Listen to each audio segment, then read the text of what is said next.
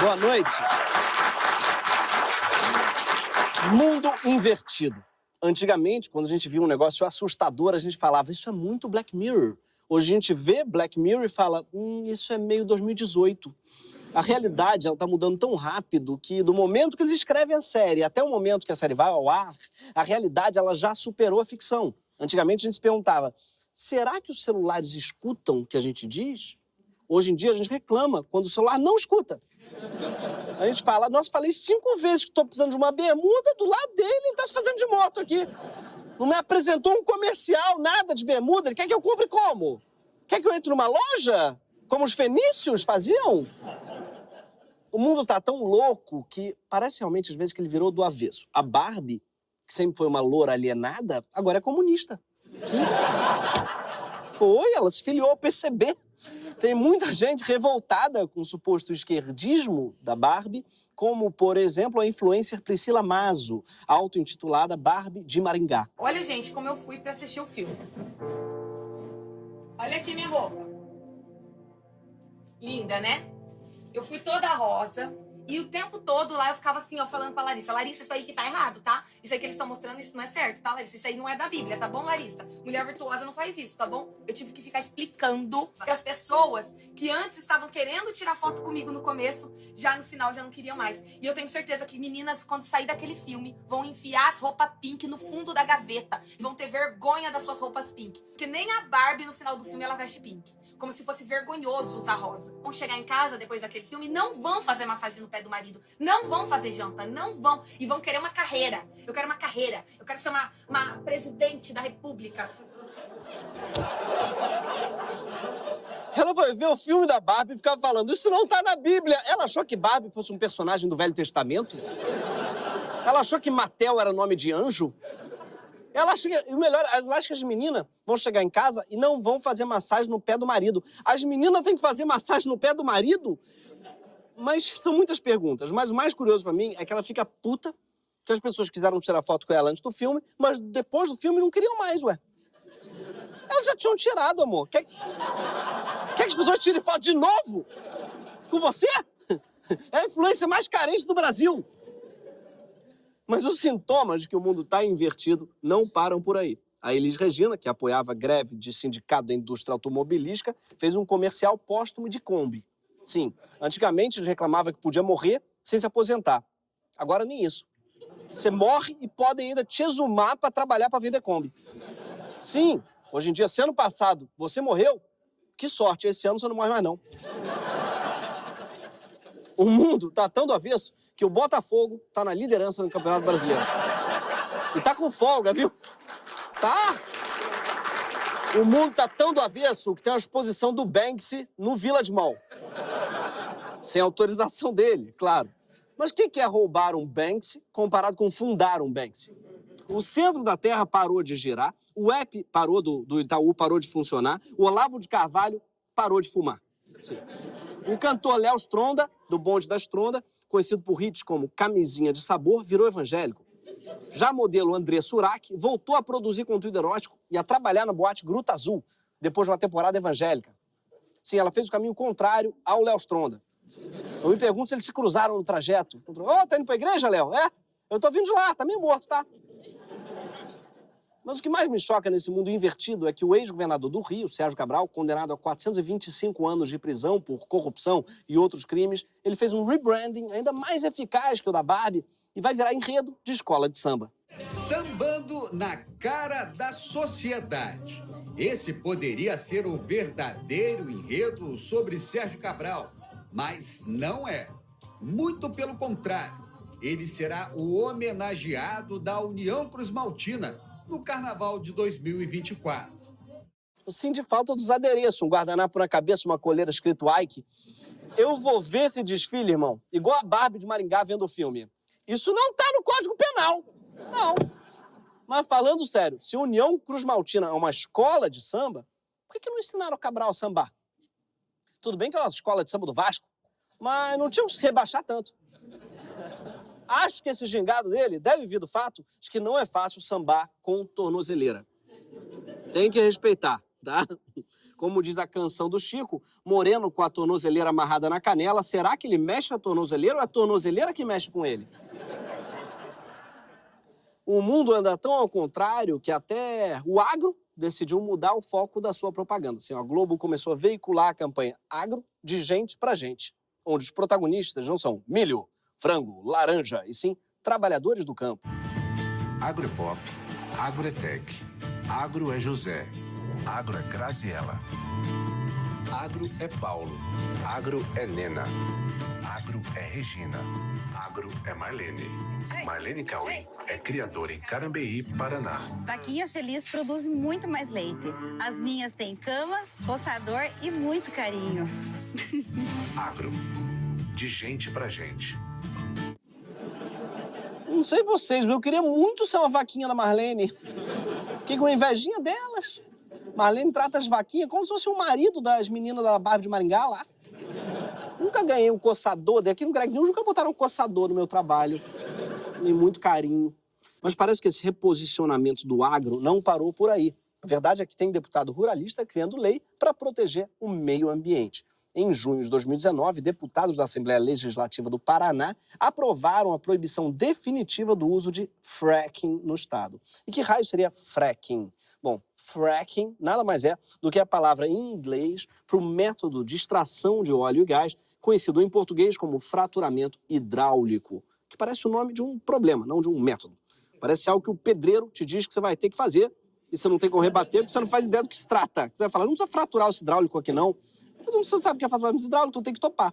O fraturamento hidráulico, vou te explicar, é uma maneira de extrair um gás que é conhecido no Brasil como gás de xisto. Sim, xisto com X, de Xuxa, ou de X-Vídeos, ou de Twitter, que não tem X, mas agora chama X.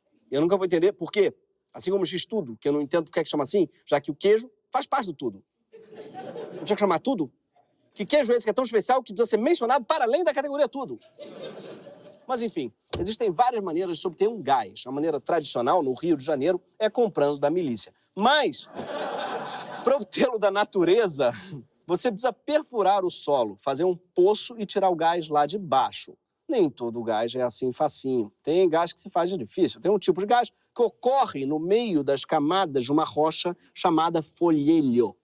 Tecnicamente, o nome correto dele é gás de folhelho, mas todo mundo no Brasil chama equivocadamente gás de xisto, que é outro tipo de rocha diferente do folhelho, mas contém um gás parecido. Provavelmente eles não falam gás de folhelho, porque folhelho é uma palavra meio esquisita. Deve ser a única palavra na língua portuguesa que tem 2 LH, o que torna impossível de falar naturalmente folhelho.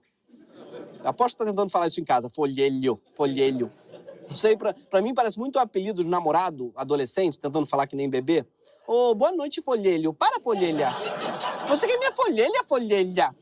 Um beijinho, folhelho. O fracking é usado em alguns lugares do mundo para extrair esse gás que fica no meio do folhelho.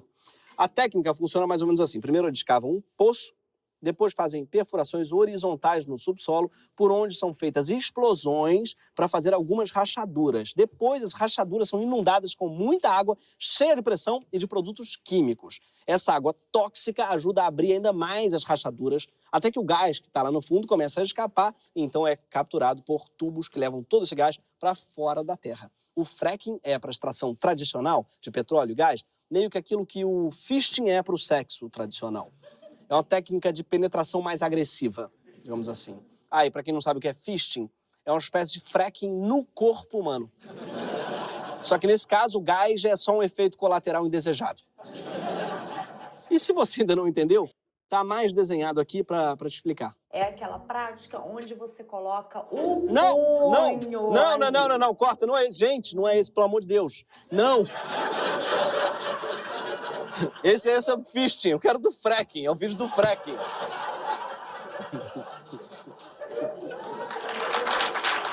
O método de extração de gás é chamado de fraturamento hidráulico ou fracking. Ele jorra um mix de água com produtos químicos a cerca de 2,5 km abaixo do solo. O fracking é como um pequeno terremoto. A intensa pressão fragmenta a rocha e libera o gás. Para o fracking, é necessário o fluido de fracking, uma combinação de mais de 596 produtos químicos, desde os impronunciáveis, passando pelos desconhecidos, até os bem conhecidos. O fluido é cheio de inibidores de corrosão, substâncias gelificantes, fluidos de perfuração, biocidas, líquidos para controle do xisto, detergente industrial, viscosificante, gel líquido concentrado. Sim, eles limpam todo o canal com água e produtos de limpeza para facilitar a passagem. É uma chuca subterrânea. E eu quero pedir desculpas pela fixação anal, mas esse programa de hoje é sobre tirar gás de um buraco, então é inevitável. Eu vou trocar esse nome para Show da Chuca.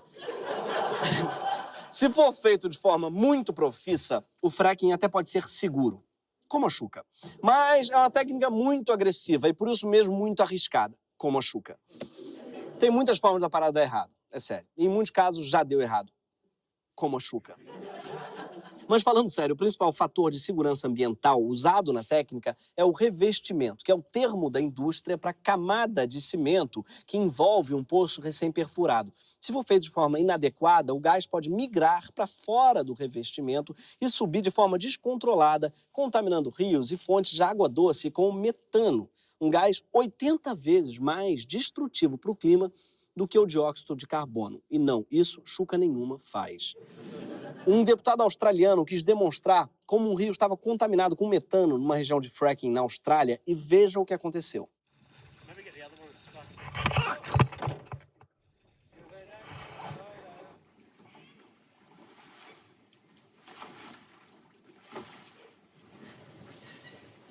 Não faz muito sentido. Se é d'água que está saindo fogo, não faz sentido jogar água em cima do fogo.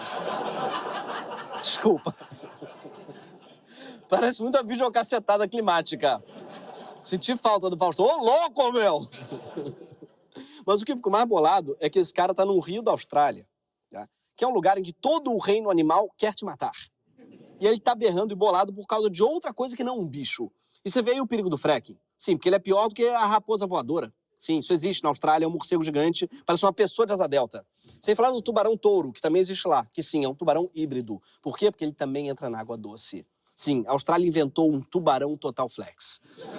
É um país em que você não relaxa. E ainda assim, eles estão bolados com o fracking. Pra vocês entenderem o tamanho do problema. Mas não é só o metano que pode escapar dos poços de fracking e causar impactos ambientais terríveis. Outra preocupação é o potencial do próprio fluido de fracking contaminar a água. Cada poço requer entre 7 e 26 milhões de litros de água para a operação de fracking. Só que depois de injetar essa quantidade de água cheia de produtos químicos para liberar o gás, essa água ela precisa escorrer para algum lugar. E em alguns casos de fracking pelo mundo, a água escorreu para o lugar errado e contaminou o lençol freático. Sim, o fracking pode sujar o lençol como a chuca.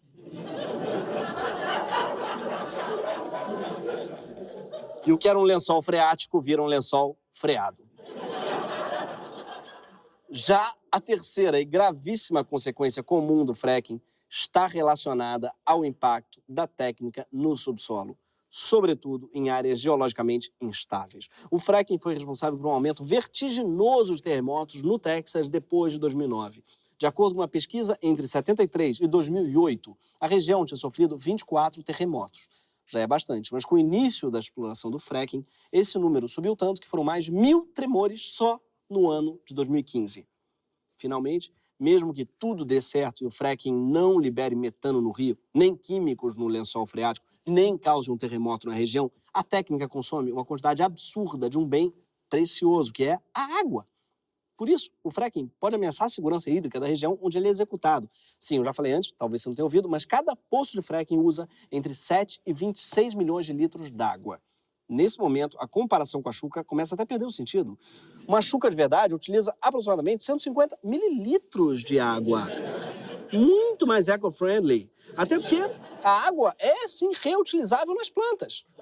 A chuca faz você uma composteira humana. Parabéns. Mas não é só porque uma coisa é arriscada que necessariamente ela vai dar errado, certo? Não dá para fazer fracking de forma segura? Então, dá. Mas é difícil. E a indústria do fracking tem uma característica inerente que é bastante propícia a comportamentos de risco. Nisso, ela inclusive é bem diferente da extração de petróleo tradicional, que demanda um enorme investimento inicial para fazer um poço, que depois fica em operação por décadas. Ou seja, há um estímulo para tratar o poço com cuidado. Sim, porque todo mundo cuida bem do seu próprio pocinho, se é que você me entende. Já no fracking, as empresas não precisam investir tão alto no começo. Elas podem ir cavando um buraco atrás do outro com o mesmo equipamento, para ir procurando os lugares onde há mais gás. Sim, fracking é uma chuca no cu de alguém que você não gosta. É chuca no cu dos outros, é refresco. O investimento vai sendo feito aos poucos, e quanto mais gás é extraído, maior o incentivo para continuar de maneira descuidada. Nos países onde existe fracking, sobretudo nos Estados Unidos, acabou dando errado. Para além dos terremotos no Texas, a técnica foi responsável pela contaminação irreversível de aquíferos importantes, como no caso do Wyoming, onde o fracking envenenou a água do estado. Quem conseguiu provar isso foi um cientista da EPA, a Agência Ambiental Americana. Sim, a agência que alerta para os crimes como contra o meio ambiente lá se chama EPA, mas eu gosto de chamar de EPA, porque é mais ou menos isso que ela faz. EPA, aí não. É uma agência com o nome de efeito sonoro do programa do Ratinho. EPA! O fracking ele é tão arriscado, gente, que já foi banido ou suspenso em grande parte da Europa, incluindo França, Alemanha, Holanda, Espanha e Reino Unido. E em cada lugar, as razões foram diferentes. Na Inglaterra, por exemplo, onde já havia poços em atividade, o fator determinante foi um relatório da própria Autoridade de Óleo e Gás, que disse não ser possível determinar o tamanho ou a probabilidade de abalos sísmicos decorrentes do fracking. E aí, chegamos no Brasil. Hoje, o fracking não tem legislação própria no país. Então, ele não é proibido, mas também não é liberado. E como o Brasil tem muitas fontes tradicionais de óleo e gás, além de ser uma verdadeira potência de fonte de energia renovável, parecia que o fracking não ia chegar nunca por aqui. Até que, em 2016, a Agência Nacional do Petróleo conduziu uma série de estudos geológicos em 177 cidades paranaenses. Para saber se tinha gás embaixo do folheio, que eles fizeram, provocaram breves terremotos artificiais chamados de vibro-6, que é outra palavra muito esquisita. Parece um mineiro que está com preguiça de vibrar. Não, eu não vibro, não, vibro-6. Mas, na verdade, vibro-6 é um tremor causado por um caminhão com um equipamento que parece um vibrador gigante. Sim, isso a gente não pode acreditar no fracking. Ao contrário de muita gente por aí, o pessoal do fracking se preocupa com preliminares e faz a terra toda vibrar antes da penetração. Os moradores da região logo desconfiaram que a indústria estava de olho em fazer fracking no Paraná. E parabéns aí para os moradores, porque eu só aprendi o que era fracking hoje mais cedo. Se minha casa começar a tremer, eu vou achar que é qualquer coisa menos fracking. Eu moro no Rio, então provavelmente é tiro. É o que? É bueiro explodindo? É baile da furacão? Agora fracking? Acho que não, hein? O Ministério Público local, então, deu início a várias ações civis que culminaram no projeto de lei que proibiu o fracking no estado, sancionado pelo governador Ratinho Júnior. Sim, o Ratinho Júnior, quem diria, fez que nem o pai e mandou um epa! Sim, a vanguarda da proibição do fracking veio do Paraná. E por isso que eu digo que o mundo está do avesso. A lei paranaense, aliás, vai além. Ela proíbe não só o fracking, mas qualquer técnica de exploração do solo que ponha em risco o lençol freático. Ratinho Júnior, guerreiro do lençol brasileiro.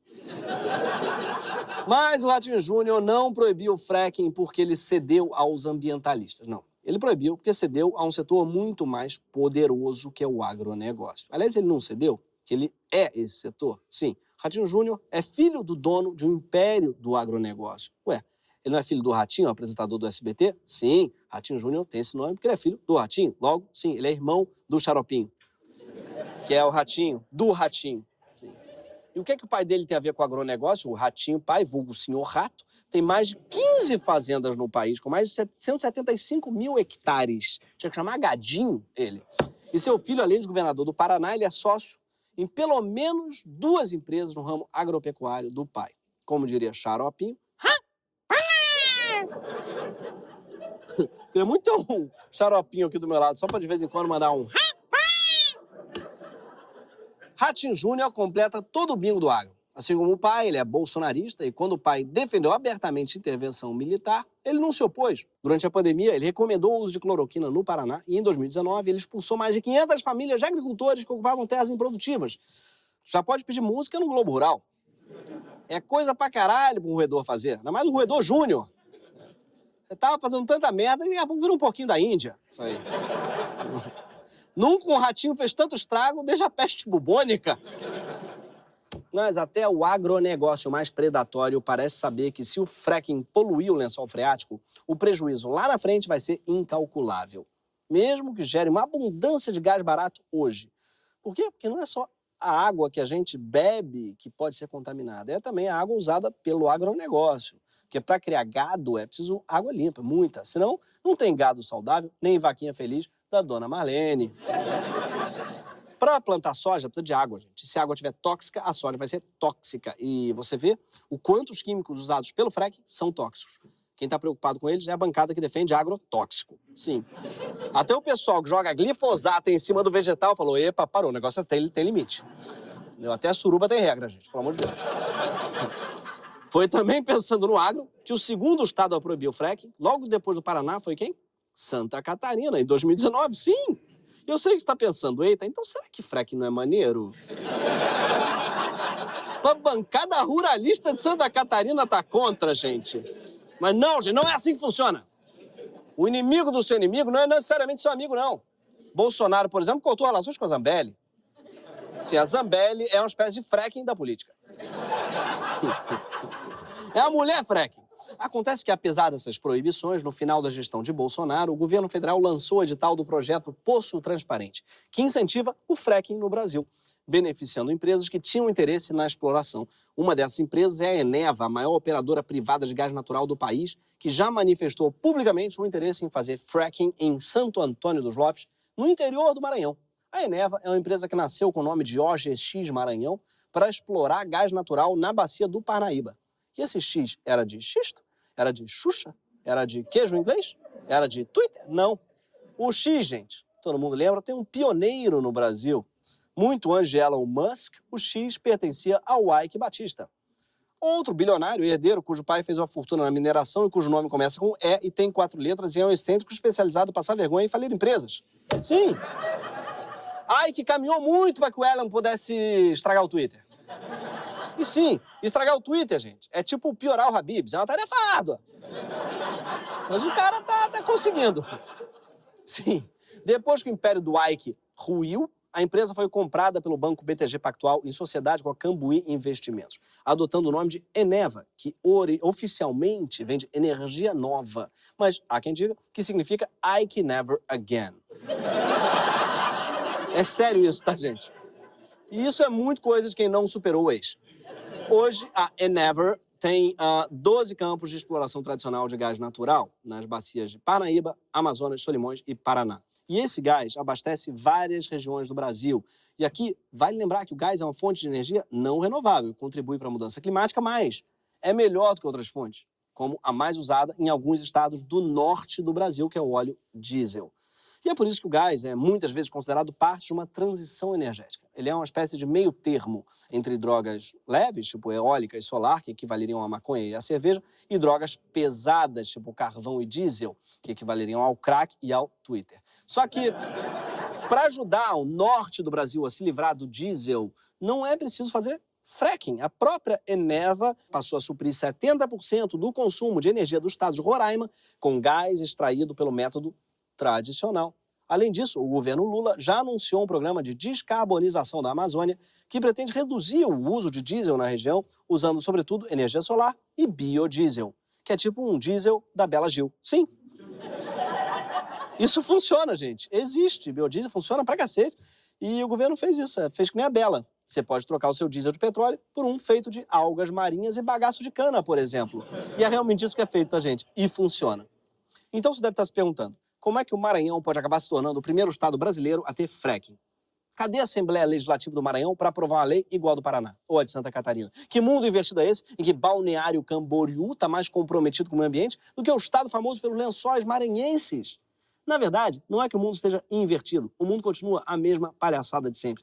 É que os estados mais pobres, como o Maranhão, não têm tanto lobby do agro, que nem os estados ricos, como o Paraná, que, aliás, é o segundo estado que mais faz dinheiro com o agronegócio no Brasil, e ainda tem o Ratinho Júnior querendo deixar a água limpa lá para as vacas do pai dele. Então, enquanto isso, o Maranhão está de olho nos royalties da exploração de gás, que poderiam, em tese, gerar uma prosperidade na região. E aqui eu só queria dizer que eu sou carioca, tá, maranhense? E eu tô até agora esperando os efeitos positivos dos royalties do pré-sal. Além de, possivelmente, serem eles que estão financiando um samba-enredo da União Cruz Maltina. Chutaria. É por isso que esse debate precisa sair dos estados e precisa ir para o nível federal. Porque o custo político de proibir fracking em estados com pouca atividade econômica, como o Maranhão, é alto demais. E também porque estados com grandes reservas de gás de xisto precisam de incentivo federal para desenvolver outras indústrias. A boa notícia é que já existe um projeto de lei federal que proíbe o fracking, de autoria do deputado José Carlos Chiavinato. Acontece que o autor do projeto morreu de Covid em 2021, antes dele ver o PL ser levado à frente. E acabou que o projeto ficou lá, esquecido, sem ninguém para lutar por ele. Mas a gente sabe que tem um grupo com poder suficiente para pautar esse PL, é a bancada ruralista. Com 324 deputados, essa bancada é maior da Câmara, com 63% dos votos, o suficiente para essa bancada aprovar sozinho o que ela quiser. Deve ser muito bom ser ruralista, né, gente? Um deve olhar pro outro e falar, gente, vamos mudar o nome do Brasil para Robson? Mas por quê, cara? Que Robson? Quem que é Robson? Ah, sei lá, é porque a gente pode. Ai, bora, brother, porra, bora muito. É nóis. Eles vão lá e mudam se quiserem, foda-se a gente. Só que hoje, a bancada ruralista não precisa estar muito preocupada em banir o fracking em nível nacional, já que nos estados com grande produção rural e reservas significativas de gás, a legislação local já dá conta de impedir que a técnica seja usada. E nisso, estados sem produção rural ficam mais vulneráveis, como se garantia de água limpa só fosse importante para a vaca e não para as pessoas. É por isso que eu gostaria de fazer um apelo de gente para gente. Ruralistas do meu Brasil, parem de investir dinheiro em propaganda na Globo. Existe uma maneira bem mais barata de limpar a sua imagem, que é proibindo o fracking e salvando os lençóis freáticos desse país. Ah, se puder permitir também um pedido pessoal, né? Aproveita essa maioria absoluta que vocês têm para legalizar a maconha também. Não custa nada. Sim, é cannabis. A commodity agrícola mais cara do mundo. Commodity essa que adora regiões com muito sol, que poderia dar muito dinheiro para estados como o Maranhão. E que, além do que, quase não gasta água. Como a Xuca. Esse foi o Greg News. Exato.